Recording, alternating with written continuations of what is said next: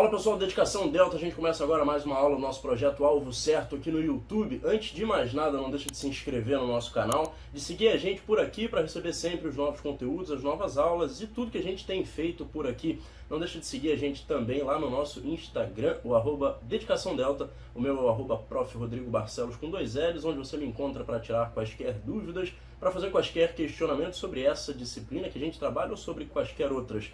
Não deixa também de fazer os teus comentários aqui abaixo, a gente está sempre lendo tudo e você, claro, fica à vontade para comentar o que se sentir à vontade. Compartilha, deixa o teu like e vamos em frente.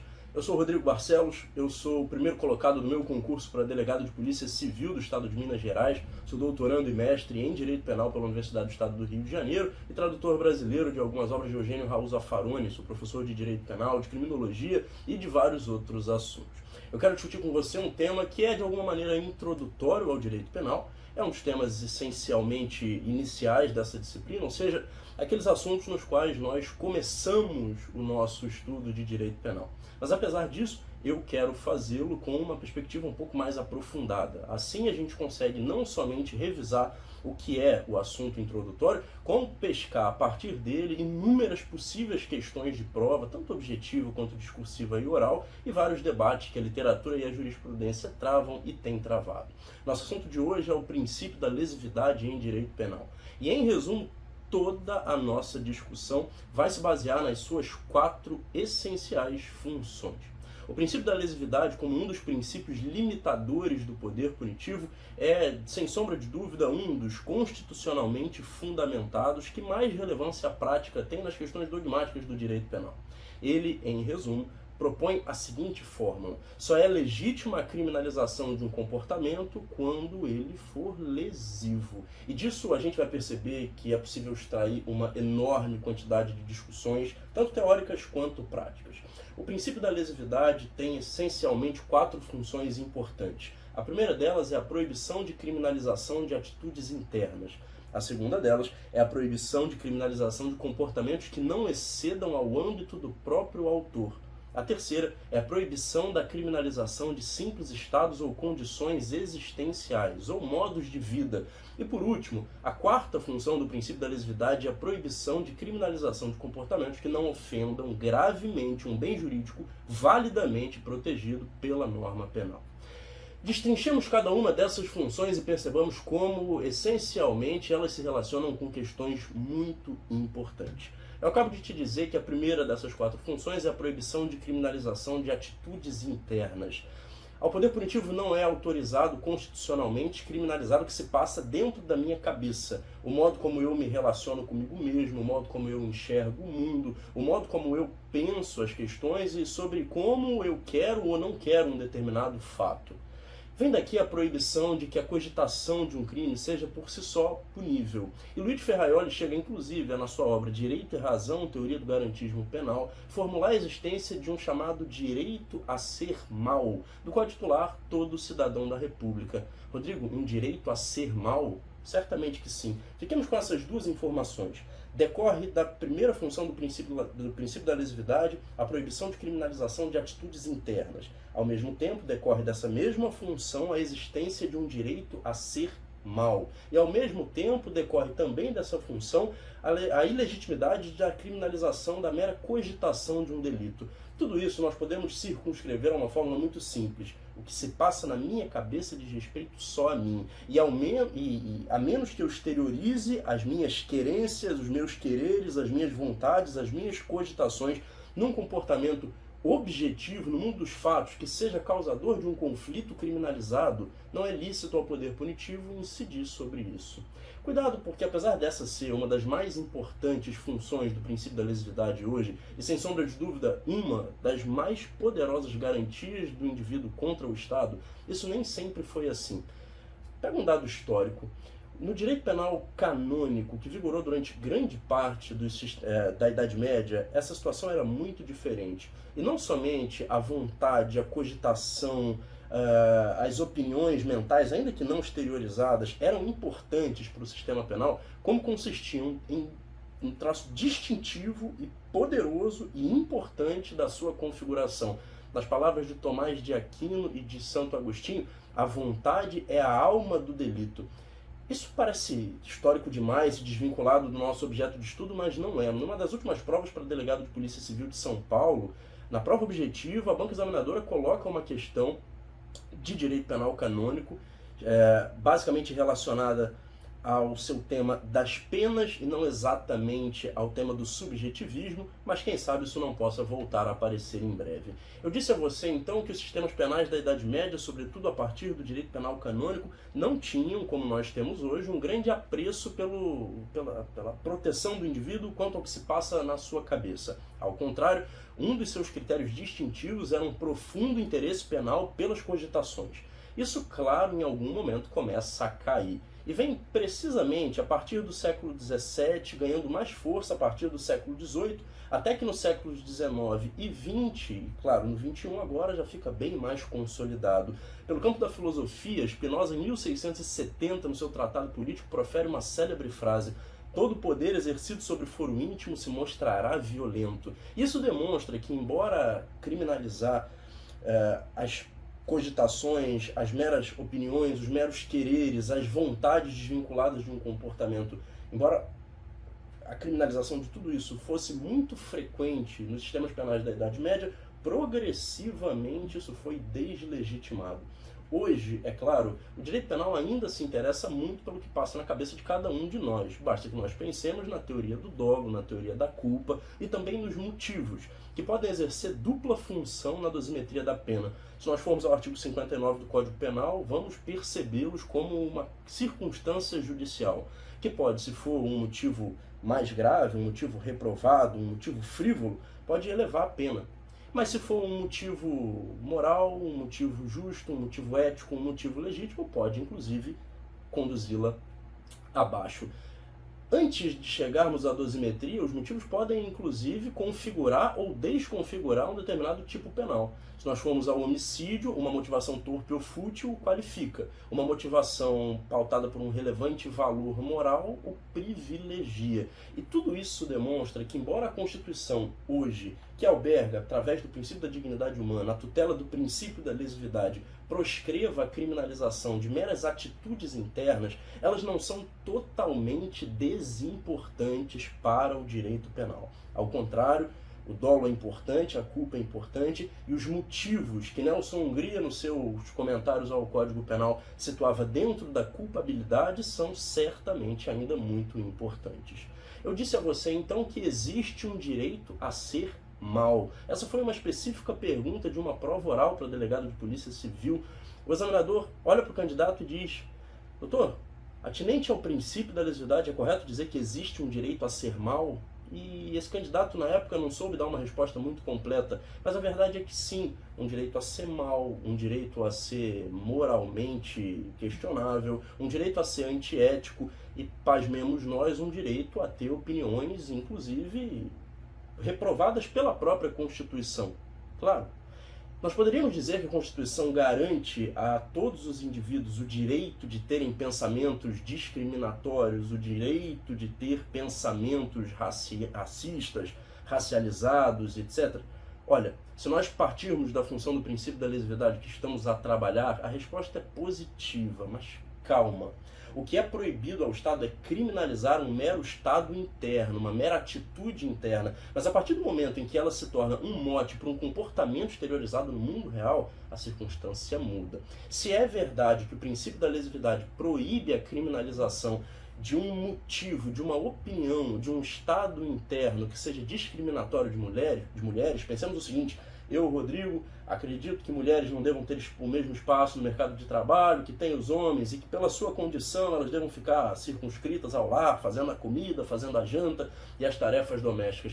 Eu posso pensar isso? Sim, a Constituição me garante um direito a ser imoral, um direito a ser mau e a ser antiético. Eu posso ser criminalizado por isso? De maneira nenhuma. Mas a partir do momento em que eu utilizo essa específica motivação para cometer o homicídio da minha esposa dentro de casa, isso se torna importante. À medida que a motivação, ou seja, a minha maldade, a minha reprovação moral, agora não está mais só numa atitude interna. Ela serviu como um mote de um comportamento concreto que gerou um conflito criminalizado, que nós chamaremos de homicídio. Com a inserção da minha motivação discriminatória de mulheres, a minha motivação totalmente anticonstitucional, nós transformaremos esse homicídio num feminicídio. Percebamos então que sim, é verdade, a Constituição garante, através dessa segunda função do princípio da lesividade, o direito à liberdade completa e absoluta das atitudes internas, mas a partir do momento em que elas são um mote para um comportamento exteriorizado, a coisa muda e aí sim o Estado poderá criminalizar esse comportamento. A nossa segunda importante função do princípio da lesividade é a proibição de criminalização de comportamentos que não excedam ao âmbito do próprio autor. Que não excedam o âmbito do próprio autor. Se eu tivesse que circunscrever isso a uma fórmula bastante simples para que você compreenda, eu diria que o que eu faço com o meu próprio corpo não interessa a ninguém, salvo a mim. O que eu faço com o meu próprio corpo, portanto, não pode ser criminalizado pelo Estado. O que eu faço com o meu próprio corpo, sem atingir qualquer outra pessoa, não é de interesse das razões públicas criminalizantes, mas somente do meu âmbito de liberdade. E vem daqui, portanto, um subprincípio da lesividade, chamado alteridade, que significa nada mais, nada menos do que inserir o outro no debate da questão penal. Ao poder punitivo só tocará legitimamente criminalizar um comportamento quando ele afete outra pessoa. E é aqui que Raul Zaffaroni, inclusive, nós temos, inclusive, já uma aula específica sobre tipicidade conglobante, inserirá uma específica categoria na sua teoria do delito, chamada conflitividade. Ele o fará dentro da teoria da tipicidade, para dizer taxativamente que esse exame, essa análise, essa investigação sobre se o comportamento de um autor ofende ou não uma terceira pessoa, pode ser, se a resposta for negativa, uma causa de exclusão do próprio tipo. Voltemos. Ao poder punitivo só toca legitimamente criminalizar um comportamento quando ele afete outra pessoa. E por isso, o que eu faço com o meu próprio corpo e com os meus próprios bens jurídicos, com o meu patrimônio, com a minha saúde física, com a minha vida, segundo alguns, não toca a ninguém criminalizar. Só interessa a mim. Daqui a gente pode tirar vários debates atuais e importantes. Nós sabemos, por exemplo, que o Supremo Tribunal Federal, no recurso extraordinário 635-659, está discutindo o tema da constitucionalidade ou não do artigo 28 da Lei de Drogas. A Corte está debatendo inúmeros critérios para diferenciar o usuário do traficante, tendo em vista que a Lei 11.343 não traz critérios objetivos seguros para fazer isso e que há, evidentemente, um viés pautado pela seletividade inerente a todos os sistemas penais que acaba criminalizando mais uma parcela vulnerável da sociedade do que outra. Bom, se o Supremo Tribunal Federal verdadeiramente quisesse discutir a legitimidade constitucional ou não desse dispositivo, deveria debater algo que não está debatendo, que é um direito fundamental à autointoxicação pautado e norteado por essa segunda função do princípio da lesividade. Eu acabo de dizer a você que essa função pode ser circunscrita à seguinte fórmula: proibição de criminalização de comportamentos que não excedam ao próprio autor. Existe, portanto, um direito constitucional, tendo em vista que o princípio da lesividade é ele mesmo de estatura constitucional, como nos ensina Nilo Batista, um direito fundamental a que eu possa me intoxicar o quanto eu quiser, com o que eu quiser? Essa questão é divergente e ela vai conduzir o debate sobre a validade ou não do artigo 28 da Lei de Drogas para um lado ou para o outro. A Corte Suprema da Alemanha, há pouco tempo atrás, acabou decidindo negativamente, dizendo que, com base em alguns critérios morais, históricos e sociais bem estabelecidos, é legítimo ao legislador criminalizar o que, às vezes, alguém faz consigo mesmo. Por exemplo, o porte de drogas para consumo próprio. Aqui entre nós, a doutrina mais crítica não admite esse tipo de construção. Se nós formos a Nilo Batista, por exemplo, encontraremos taxativa, objetiva e literalmente, muito expressa, uma posição segundo a qual, dessa segunda função do princípio da lesividade, surge um direito à autointoxicação. Assim como surge um direito à autolesão. Claro, eu, Rodrigo, posso me cortar. Eu, Rodrigo, posso me agredir. Eu, Rodrigo, posso, inclusive, bater a cabeça na mesa, no livro. Eu posso fazer o que eu quiser com o meu bem jurídico, saúde, porque ele pertence a mim. E sobre o que pertence a mim, decido eu soberanamente. Embora essa discussão seja absolutamente relevante, o Supremo Tribunal Federal, por ela, não está passando. Mas é claramente uma discussão atinente ao princípio da lesividade. Imagine que na sua prova oral o seu examinador, portanto, te pergunte, candidato, o artigo 28 da Lei de Drogas é constitucional ou não? A sua resposta deve passar necessariamente pela discussão da existência ou não, com fundamento no princípio da lesividade, especificamente nessa segunda função dele, de um direito constitucional à autointoxicação. Existem ainda outras discussões a partir disso. A próxima, que nós já veremos, é a seguinte. O suicídio, conforme nós sabemos, é um comportamento não punido e não criminalizado. Por quê? Se o artigo 121 diz expressamente matar alguém, pena X a Y. Por um seguinte motivo, somente pode ser um conflito criminalizado aquele que afete um outro. E, portanto, onde nós lemos matar alguém, devemos entender no 121 como matar alguém que não seja você mesmo. É verdade que o suicídio não é exatamente o modelo de conduta lícita que o direito nos oferece, por uma simples questão. Se nós formos à criminalização do constrangimento ilegal em direito penal, nós encontraremos uma redação específica onde o legislador nos informa que não está compreendido no tipo constrangimento empregado para impedir o suicídio de alguém. Perceba que interessante, ao mesmo tempo, o princípio da lesividade confere um âmbito de liberdade para qualquer um que queira tirar a própria vida, não ser punido por isso, se não consegue consumar o ato. Claro, lembremos, segunda função do princípio da lesividade é a proibição de criminalização de comportamentos que não excedam o âmbito do próprio autor. Mas, ao mesmo tempo, a legislação trata como um constrangimento legal aquele exercido por alguém para impedir o suicídio de outrem. Como é que a gente pode compatibilizar juridicamente essas duas coisas? Esse é um tema dogmaticamente muito complexo e importante. Mas na literatura alemã, o professor Arthur Kaufmann chama isso de zonas neutras do direito. E aqui no Brasil, a doutrina de Juarez Tavares compra essa ideia e também adota essa posição, segundo a qual é possível que dentro do princípio da lesividade nós identifiquemos pontuais situações chamadas de zonas neutras, em que nós temos um comportamento que em si mesmo não é proibido, é um comportamento lícito, é um comportamento autorizado pela Constituição, é um comportamento permitido pelo direito, mas ao mesmo tempo existem pessoas com deveres de evitar esse comportamento. Imaginemos o seguinte, eu, Rodrigo, tomo a válida, do ponto de vista das liberdades que o direito me garante, a válida decisão de acabar com a minha própria vida. Pego meu carro, vou até a ponte, uma ponte muito alta, e saio do carro, trepo em cima da ponte e digo que vou efetivamente tirar a minha própria vida. Naquele momento, passam policiais militares e bombeiros militares nas suas viaturas. Se eles olham para mim e me veem tentando cometer esse ato e identificam o que é que eu estou fazendo, eles têm a obrigação funcional de parar imediatamente e de impedir o que eu estou fazendo. Você pode dizer, Rodrigo, mas ainda assim a sua conduta é lícita e os policiais militares, os bombeiros militares têm o dever de impedi-la? Sim.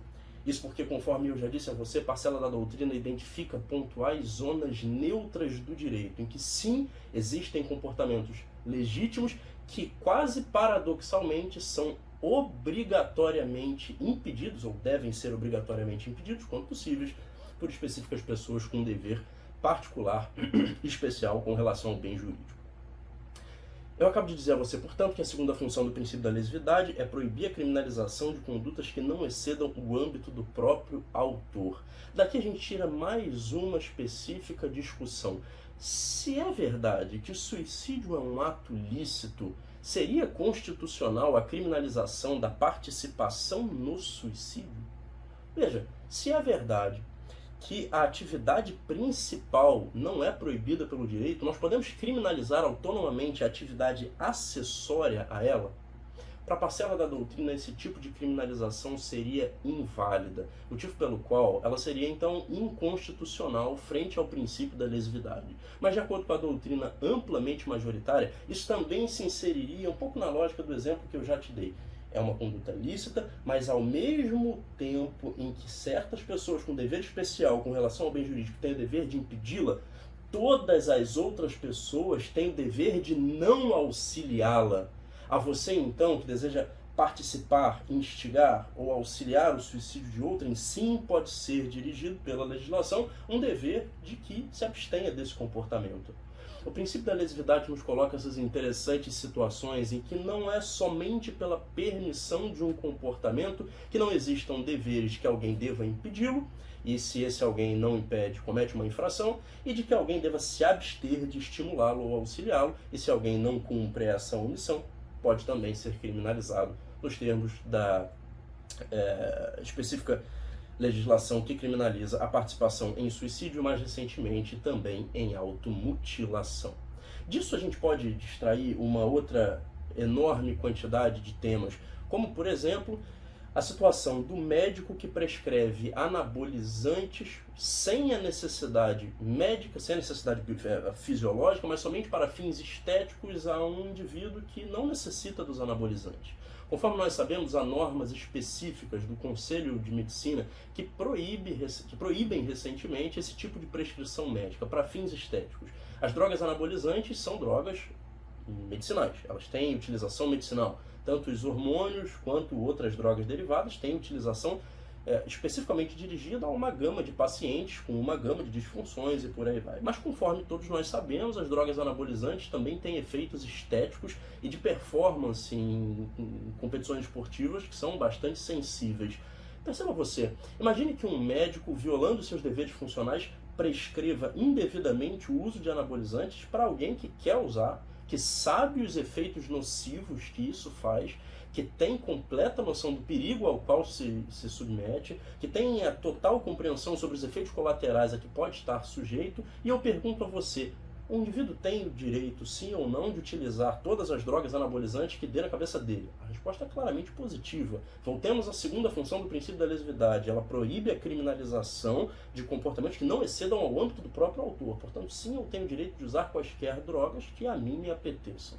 Todavia, ao médico pode sim ser proibida a prescrição de drogas, salvo para os específicos usos que a medicina recomenda. E a gente aqui está circulando ao redor dos mesmos temas. Sim, é verdade que o princípio da lesividade autoriza determinados comportamentos, mas também é verdade que ele pode dirigir a determinadas pessoas um dever de abstenção, de auxílio neles, seria o caso do médico, e um dever de impedimento deles, como no caso dos policiais que avistam um suicídio em curso de acontecer e precisam obrigatoriamente exercer uma coação física sobre o indivíduo para não deixar que ele se mate.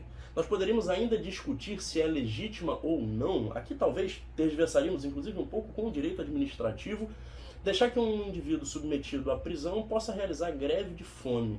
Imagine que eu, Rodrigo, fui preso essa semana e eu me entendo um preso político. Fui preso por crime de opinião, digo, enquanto não me tirarem daqui eu não como. É o meu direito de legítima expressão política e eu não vou me alimentar. Rodrigo, mas você vai morrer de inanição. Eu falo, tudo bem, se eu tiver que morrer, eu morro aqui. Pergunto, eu posso, frente à administração presidiária, administração carcerária, administração penitenciária, fazer greve de fome? Bom, à primeira vista, certamente que sim. A discussão é, quais são os deveres da administração penitenciária com relação à proteção do meu bem jurídico? Eles devem respeitar a minha decisão, porque a segunda função do princípio da lesividade autoriza que eu faça o que eu quiser com o meu próprio corpo? A resposta é não, e pensa em todas essas situações. Primeiro, a decisão é minha, então eu tenho necessariamente que poder dispor sobre ela, ou seja, eu devo ter a liberdade de revogar essa decisão a qualquer momento que eu deseje. Para isso, a administração deve continuamente servir a comida nos horários pré-determinados. Se eu a consumirei ou não, essa é uma outra decisão. Se um funcionário da administração penitenciária, um servidor público, um policial penal responsável por servir a comida, todo dia vai à minha cela e fala, e aí, vai comer hoje? Eu digo, não, não vou. E o policial simplesmente vai embora. E aí, num determinado momento, ele começa a dizer, o Rodrigo está fazendo greve de fome, eu não vou nem lá levar comida para ele não, deixa ele lá sem comida, daqui a pouco ele morre. Isso fica 3, 4, 5, 6, até que 10, 15 dias depois eu morro, esse policial certamente responderá pelo homicídio. O segundo ponto é saber o limite exato em que o Estado tem que intervir, quase como no constrangimento legal exercido pelo policial para salvar a vida do suicida, para preservar o meu bem jurídico. Segundo uma parcela relevante da literatura, esse momento estaria circunscrito àquele em que eu não posso mais renovar a minha decisão Imagine, portanto, que eu, Rodrigo, acabo de tomar a decisão, não vou me alimentar enquanto eu não puder sair da prisão, sou um preso político e essa minha encarcerização está completamente equivocada. Em algum momento eu certamente vou desmaiar de inanição, antes de eu morrer. E é nesse momento que a administração pública, que é titular de um dever de proteção especial com relação ao meu bem jurídico vida, deve intervir e exercer aquele constrangimento legal. Lembremos da criminalização do constrangimento ilegal. Não se compreende nesse dispositivo a coação exercida para impedir suicídio. Então é nesse momento que a administração estaria juridicamente autorizada, sob pena do funcionário responsável responder por um homicídio provavelmente qualificado, a promover uma alimentação forçada intravenosa. A segunda função do princípio da lesividade, portanto, é a proibição de criminalização de comportamentos que não excedam ao próprio autor. E o último dos temas interessantes nela diz respeito aos atos preparatórios de um crime. Se eu, Rodrigo, quiser causar um homicídio do meu desafeto, eu preciso, e quiser usar para isso a minha arma de fogo, eu preciso preparar as condições para isso. Preciso realizar a manutenção preventiva da minha arma, preciso municiá-la antes, preciso comprar as munições, preciso testar a arma para ver se ela está adequadamente funcionando, preciso também planejar a rota que eu farei até o encontro do meu inimigo, e preciso planejar a rota que ele fará.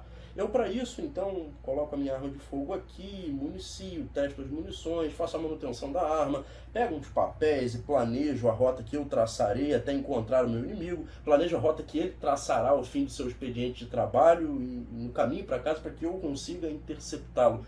Nada disso é um homicídio. E se nós partirmos do pressuposto de que eu tenho porte legítimo da arma de fogo, também não há qualquer crime do Estatuto do Desarmamento. Perceba que esses comportamentos, embora sejam subjetivamente dirigidos à prática de um crime, objetivamente, ainda não excedem o âmbito do meu próprio domínio. Tudo isso aqui não chega nem perto de afetar o bem jurídico desse terceiro. Eu estou aqui nos atos preparatórios, que tal como a cogitação no iter criminis, também são impuníveis. Agora, perceba uma diferença importante. A cogitação simples de um delito é não somente impunível, como ela é, vou inventar uma palavra aqui, incriminalizável. O legislador nem que quisesse poderia dizer, a partir de hoje, pensar em matar o inimigo é um crime punido com pena de X a Y. Já os atos preparatórios são certamente criminalizáveis de maneira autônoma. E quando o legislador opta por criminalizar esses atos de maneira autônoma, como fez, por exemplo, na Lei Antiterrorismo de 2016, nós temos uma exceção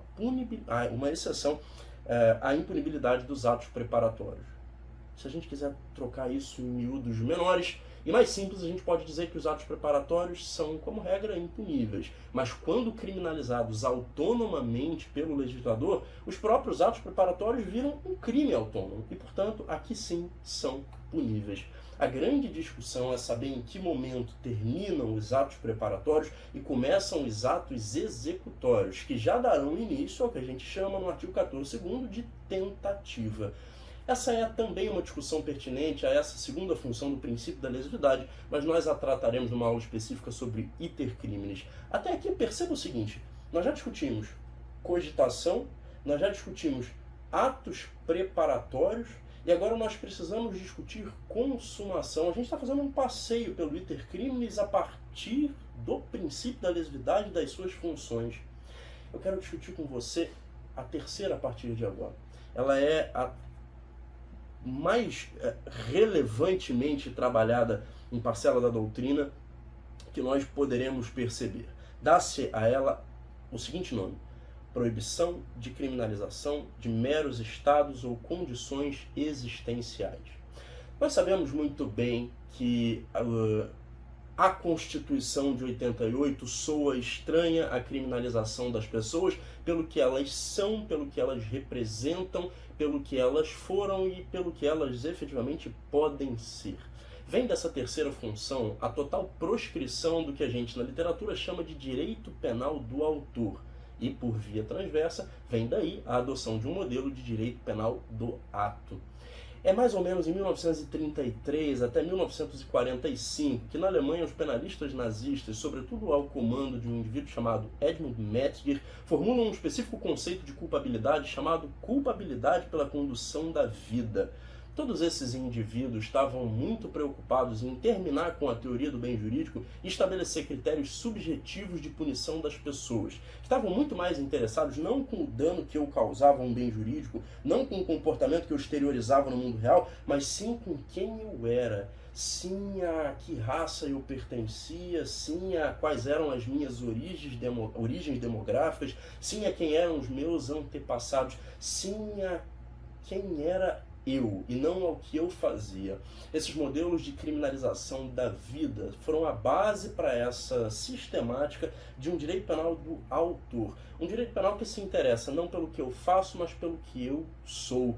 Esses modelos são totalmente incompatíveis com a Constituição. E desde que eles chegaram no Brasil, a partir de 1935, com a mais famosa tradução de Edmund Metzinger, praticamente tiveram uma amplíssima aceitação no nosso país. Isso porque, nesse momento, o Brasil, no seu sistema penal, passava ainda por um ranço positivista muito poderoso, que incorporava essas ideias de periculosidade, de inimigos, de infiéis ao direito com muita facilidade. E é por esse motivo que ainda hoje a nossa legislação tem muitos ranços disso. A própria reincidência não é senão uma decorrência desse ponto. E é por esse motivo que, embora o Supremo Tribunal Federal tenha declarado a reincidência como agravante constitucional, e é isso óbvio que você tem que levar para uma prova objetiva, e também discursiva, mas aí na discursiva e na oral você pode colocar a crítica ao lado para demonstrar mais conhecimento. Autores como Juarez Cirino dos Santos e outros como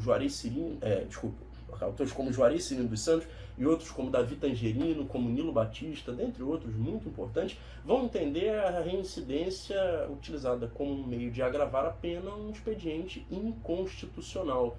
De maneira muito simples, a reincidência diz respeito a algo que transcende o meu comportamento e se baseia no modo como eu conduzo a minha vida. E você dirá, Rodrigo, mas aquele que usa do crime como seu modo de vida, como seu modo de levar os seus negócios, tem que ser criminalizado.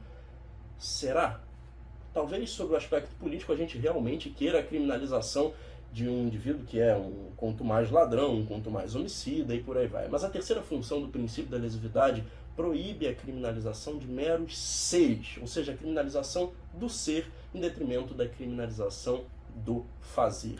Rodrigo, como é que eu lido então com isso numa prova de concurso? Não tem a menor dúvida. Nas provas objetivas você sempre marcará que a reincidência é um critério válido, já julgado assim pelo Supremo Tribunal Federal, de estabelecimento de agravação da pena na segunda fase da dosimetria. Mas em provas discursivas ou orais, nas quais você tenha bastante espaço para discorrer e para, digamos assim, se diferenciar dos seus candidatos, você pode, depois de apresentar a posição do Supremo, que é a absolutamente dominante, para angariar mais pontos, se for o caso, para demonstrar mais conhecimento, fazer a crítica à reincidência a partir da terceira função do princípio da lesividade. E ela nos conduz ainda a um quarto tema, que é a utilização da reincidência como um critério de afastamento do princípio da insignificância. Os tribunais superiores ainda não estão seguros quanto a isso, e nós conseguimos colher, tanto do Supremo quanto do STJ, decisões contraditórias. A maioria delas, é verdade, diz assim: a reincidência por si só não afasta o princípio da insignificância, de modo que é preciso examinar cada caso concreto. E alguns critérios, como reincidência específica, ou seja, dois ou mais crimes de mesma natureza, como multireincidência, ou seja, vários crimes, várias reincidências, alguns critérios desse poderiam ser utilizados para afastar, com base na reincidência, a aplicação do princípio da insignificância. Isso está correto? Bom, para saber se sim ou não, a gente precisa passar para a quarta função do princípio da lesividade, que é a proibição de criminalização de comportamentos que não ofendam gravemente um bem jurídico de terceiro. É fora de dúvida que é aqui que se encontra o princípio da insignificância. Ele pode ser basicamente circunscrito a um critério de interpretação restritiva do tipo penal, que procura blindar da criminalização um comportamento que, a despeito de gerar um conflito e a despeito de ofender a estrutura ou a estabilidade de um bem jurídico de terceiro protegido pela norma penal, o faz de maneira completamente ínfima. Eu, Rodrigo, quero furtar o patrimônio do meu desafeto e eu, ao invés de subtrair dele o notebook, eu subtraio a tampa da caneta. Ele é um sujeito muito rico. O que é que vai fazer isso no patrimônio dele? Nada. Eu, Rodrigo, ao invés de subtrair o seu iPhone, subtraio nem sei o que. imagina qualquer coisa insignificante, subtraio o seu caderno que tinha 3 ou 4 páginas rabiscadas e o resto todo em branco, não era um caderno de marca, era um caderno que custava 2 ou 3 reais, e você é um sujeito riquíssimo. Que ofensa isso causa ao seu bem jurídico? Eu, Rodrigo, querendo agredir o meu desafeto, chego perto dele e querendo desferir-lhe um poderoso soco no rosto, sem saber, entretanto, que eu sou um sujeito muito franzino, muito doente e que não tenho força para machucar uma mosca, acabei desferindo um golpe que quase nem o acertou e só tocou na sua pele de raspão. Ele olhou aquilo e falou: por que você fez isso? E eu falo: porque eu queria te bater. Eu falo assim: mas você nem chegou a arranhar a minha pele. É claro que eu ofendi o seu bem jurídico, saúde privada, integridade física? Talvez, porque toquei no seu corpo. Mas fiz isso de maneira tão irrelevante que ao poder punitivo não será lícito me criminalizar. O princípio da insignificância, portanto, materializa a quarta função do princípio da lesividade como proibição de criminalização de comportamentos que não ofendam grave e duramente um bem jurídico de terceiro. Bom, voltemos um pouco. Eu disse a você que Supremo e STJ têm decisões contraditórias sobre se sim ou não é válido utilizar a reincidência como um critério de afastamento da insignificância e que, de regra, o que prevalece é que, por si só, a reincidência não impede a aplicação do referido princípio. Como é que a doutrina vê essa questão? Vê de maneira negativa. Porque se o princípio da insignificância diz respeito à lesão que um bem jurídico sofre, o que eu cometi no passado com relação a outros conflitos, a outras vítimas, a outras pessoas, em nada tem interesse. O princípio da lesividade, conforme nós já podemos perceber, nos coloca na terceira função a ideia de que ao poder punitivo só é lícito, só é autorizado criminalizar um fato. E não qualquer fato, mas um fato específico. Ou seja, o poder punitivo tem olhos para o que eu fiz hoje, e sobre o que eu fiz hoje ele incidirá. Mas e sobre o que eu fiz no passado? Bom, ele já teve olhos para aquilo e já me puniu e eu já cumpri a minha pena. Por esse motivo é que a grande parcela da doutrina um pouquinho mais crítica negará a incidência da reincidência como um critério válido de afastamento do princípio da insignificância, dizendo o seguinte: isso diz respeito a uma condição existencial do sujeito. É algo que diz respeito ao que ele é, ao que ele já foi, ao que ele já fez e já foi punido. Além de utilizar a reincidência para afastar o princípio da insignificância, não fazer o menor sentido, porque conforme nós já vimos, esse é um princípio que busca afastar a tipicidade material ou conglobante, veja a nossa aula específica sobre tipicidade conglobante, que você entenderá, de um fato pela inexistência de lesão ao bem jurídico, isso ocasionará bis in idem, à medida que eu, reincidente, já fui punido lá atrás por uma coisa que já eu fiz. Além disso, a gente tem outra discussão absolutamente relevante acerca dessa quarta função do princípio da lesividade, que é a seguinte: ela pode se diferenciar ou se subdividir em duas análises quanto ao bem jurídico. Uma análise qualitativa e uma análise quantitativa da lesão. É o professor Juarez Cirino dos Santos quem nos coloca essa questão. Uma análise qualitativa do bem jurídico deverá se interessar sobre as suas características principais. A quem ele pertence, se é um bem jurídico particular ou público, digamos assim, se é um bem jurídico coletivo ou individual, se é um bem jurídico relacionado ao patrimônio, à vida, à integridade física ou à administração, ou às funções da administração pública, e por aí vai.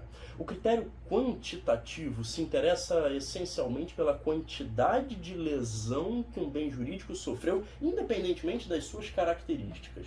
O princípio da insignificância, como materializador da quarta função do princípio da lesividade, na visão do Supremo Tribunal Federal e da doutrina majoritária, deve levar em conta essas duas análises. É por isso, por exemplo, que o STJ edita a súmula 599, que diz que o princípio da insignificância é inaplicável aos delitos contra a administração pública, independentemente do dano. Perceba, se eu cometer um dano de pouca monta contra um bem jurídico público, ou seja, um bem jurídico de propriedade do Estado, um bem jurídico atinente aos crimes contra a administração pública, de regra não me será favorecido aplicar... de regra não me será autorizado que o juiz aplique em meu favor o princípio da insignificância. Mas você pode dizer, mas o dano foi pequeno. Sim, mas aqui o critério qualitativo, ou seja, a quem pertence o bem jurídico, no caso ao Estado, determinará a inaplicabilidade do referido princípio.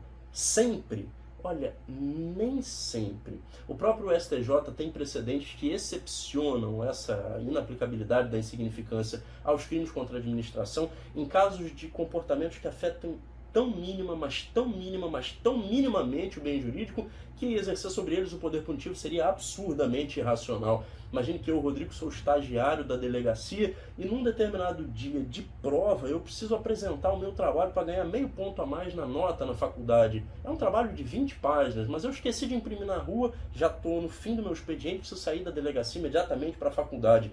Eu então olho para o meu chefe e digo, olha, você me dá autorização para imprimir o trabalho aqui na impressora da delegacia? Ele diz, de modo algum, isso aqui é impressora pública, o papel é público, é um bem público, a tinta da impressora também, não imprima. Enquanto isso, meu chefe vai embora para casa dele e eu falo, tá bom, vou ficar aqui mais uns 5 minutos para terminar o trabalho. Olho para um lado, não tem ninguém, olho para o outro lado, não tem ninguém, falo, quer saber? Vou imprimir sim. Você há de concordar comigo que formalmente, do ponto de vista da tipicidade objetiva sistemática, isso pode até ser um peculato. Eu posso ter subtraído o papel da impressora pública e talvez até a tinta dela, mas o dano ao patrimônio público é tão ínfimo, que indubitavelmente o princípio da insignificância se aplicaria aqui. Perceba que isso então nos coloca a seguinte proposição. Para aplicarmos o princípio da insignificância, devemos fazer uma análise tanto qualitativa quanto quantitativa do bem jurídico. A análise qualitativa diz respeito às suas características, a quem ele pertence, por exemplo, e a que relações está relacionado. Se sairmos da súmula 599 do STJ e formos para 589, perceberemos que o tribunal, segundo ela, não aplica o referido princípio para os crimes de violência doméstica contra a mulher. Isso diz respeito a quem é titular do bem jurídico? Também, mas além disso, e talvez de maneira muito mais clara, diz respeito à relação específica em que o bem jurídico está situado. Então, para aplicar o princípio da insignificância, devemos fazer uma análise qualitativa da natureza do bem jurídico e uma análise quantitativa, para examinarmos a quantidade de lesão que um bem jurídico sofreu num comportamento. Se for uma lesão completamente inexpressiva, é possível aplicarmos o princípio da insignificância. Se for uma lesão já com alguma expressividade, esse princípio não terá lugar. Isso nos coloca ainda mais um, e esse é o último tema que eu gostaria de discutir. Os crimes de perigo abstrato. Neles, ainda assim, deve ser aplicado o princípio da lesividade? Ainda nesses delitos que dispensam a comprovação empírica e concreta de que um bem jurídico foi exposto verdadeiramente a perigo, é possível falar da quarta função do princípio? A resposta é que sim. Perceba, não é porque um delito não chega a causar lesão a um bem jurídico, não é porque um delito não chega concretamente a expor a perigo um bem jurídico, que esse comportamento não deva ter, para ser criminalizado, ainda que sob a forma de um crime de perigo abstrato, uma mera aptidão para causar perigo ao bem jurídico. Esse é o motivo pelo qual o STJ, em várias oportunidades, já aplicou o princípio da insignificância para o crime de porte ou posse de arma de fogo, em situações nas quais o caso concreto demonstrava uma inaptidão completa do porte da arma ou da posse dela para causar um mero mínimo potencial estado de perigo ao bem jurídico, seja ele a segurança pública, a integridade das pessoas, o que quer que seja. São os casos, por exemplo, de arma de fogo completamente incapaz, por causa de defeito, de efetuar disparo. Rodrigo, mas a posse e o porte de arma de fogo são crimes de perigo abstrato, que dispensam a comprovação de que o bem jurídico foi efetivamente exposto a perigo. É verdade, só que uma arma completamente incapaz de efetuar disparo, e desde que isso seja comprovado por perícia e por aí vai, ela não tem o menor potencial, nem em tese, nem abstratamente, de oferecer perigo àquele bem jurídico. E por isso, já que a quarta função do princípio da lesividade proíbe a criminalização de comportamentos que não afetem relevantemente um bem jurídico, ou não tenham aptidão concreta mínima para oferecer um mínimo estado de perigo a eles, nos casos dos delitos de perigo, nessas situações, indubitavelmente, esse princípio e essa específica função determinam a não criminalização desse comportamento. Veja você o seguinte, passamos um pouquinho do nosso tempo, mas não tem problema nenhum, porque o estudo está bom e a aula está boa, e quando o tema é interessante, a gente vai embora. As 4 funções do princípio da lesividade são proibição de criminalização de meras atitudes internas, proibição de criminalização de comportamentos que não excedem o âmbito do próprio autor, proibição de criminalização de meros estados ou meras condições existenciais e proibição de criminalização de comportamentos que não ofendam drasticamente um bem jurídico, nos casos dos crimes de dano, ou não tenham a mínima aptidão para gerar perigo potencial de dano ou de exposição ao bem jurídico nos casos de delito de perigo.